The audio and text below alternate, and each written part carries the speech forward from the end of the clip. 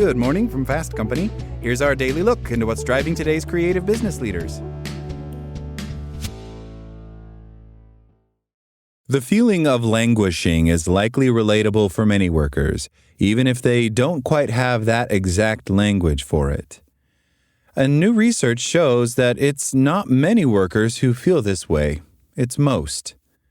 What gets a little confused in people's minds is that they assume languishing is almost like distress or mental illness, says Oscar Ibarra, a business professor at the University of Illinois Urbana-Champaign. But it's more like, I'm just kind of stuck. I'm not really engaged. I don't know where I'm going.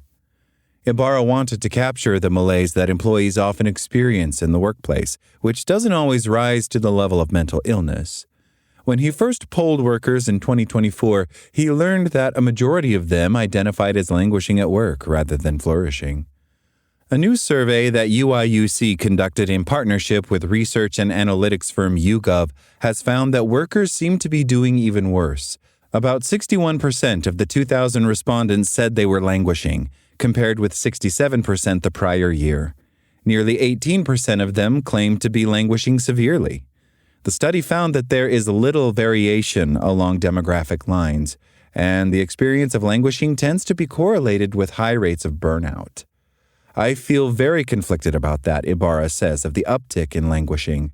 As a researcher, you always want some consistency, but that consistency suggests there's a lot of people who are just not doing super well at work. Beyond just documenting the phenomenon of languishing at work, Ibarra hopes to offer some potential relief for organizations and employees. The spectrum of languishing to flourishing is a useful framing because it broadens how psychologists tend to think of well-being, according to Ibarra, who has a PhD in experimental social psychology.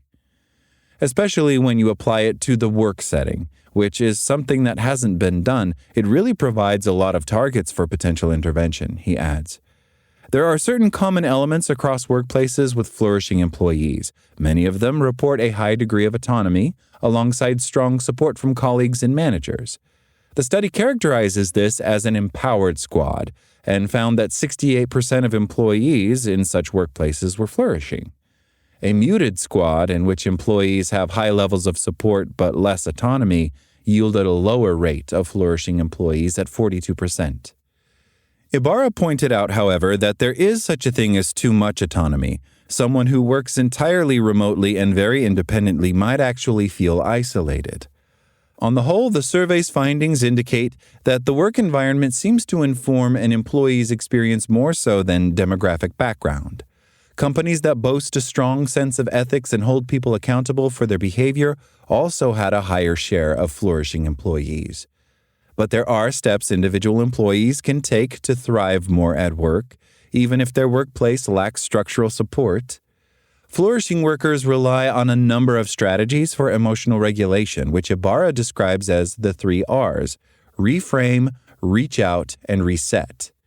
Reframing is a common technique in psychotherapy, in which you might try to find the positive in a difficult situation or remind yourself that it won't last. Reaching out can involve connecting with family or friends, or even consulting your colleagues, though Ibarra notes that seeking this kind of support is not the same as venting frustrations, which is a little less healthy. Resetting really depends on what works best for you, whether that's physical exercise or meditation or something else altogether. What previous research has shown is that the more of these strategies you have in your toolkit, the better, Ibarra says. It gives you more things to choose from. As workers are up against a tough job market and growing pressure from their employers to adopt artificial intelligence, not to mention the political unrest in our midst, any strategies to protect their peace may come in handy. The conditions can be so overwhelming that you could have the perfect toolkit in your head for thinking differently about things, but it's just working against too much, Ibarra says. There will always be stress and difficulties at work. But when we have those supports in place, individuals may be better able to use them to some good effect. That's all today from Fast Company. Talk to you tomorrow.